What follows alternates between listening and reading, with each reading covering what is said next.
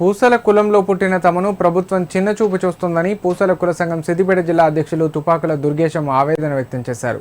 ఈ మేరకు సిద్దిపేట కలెక్టరేట్ కార్యాలయంలో నిర్వహించిన ప్రజావాణిలో పూసల కులస్తులకు న్యాయం చేయాలని కోరుతూ ఆయన వినతి పత్రం అందజేశారు.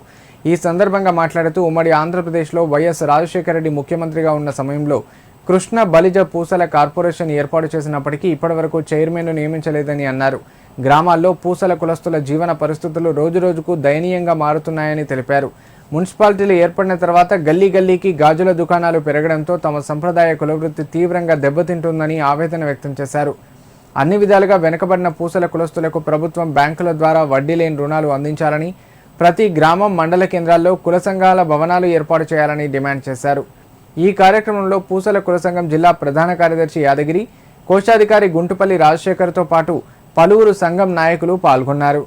మన పిసిసి అధ్యక్షులకు కానీ మా కులం గురించి క్లుప్తంగా తెలియని దీన స్థితిలో మా కులం ఉంది. మాకు గత ప్రభుత్వం డాక్టర్ వైఎస్ రాజశేఖర రెడ్డి ఉమ్మడి ఆంధ్రప్రదేశ్ జిల్లాలో ఉన్నప్పుడు కృష్ణ బలిజ పూసల ఫెడరేషన్ ఏర్పాటు చేశారు. దానికి 120 కోట్లు కేటాయించారు. అందులో కొంత భాగానికి మా కులానికి ఫెడరేషన్గా ఏర్పాటు చేసి నిధులు కేటాయించారు. అందులో 17.44 కోట్లు విడుదల చేసారు.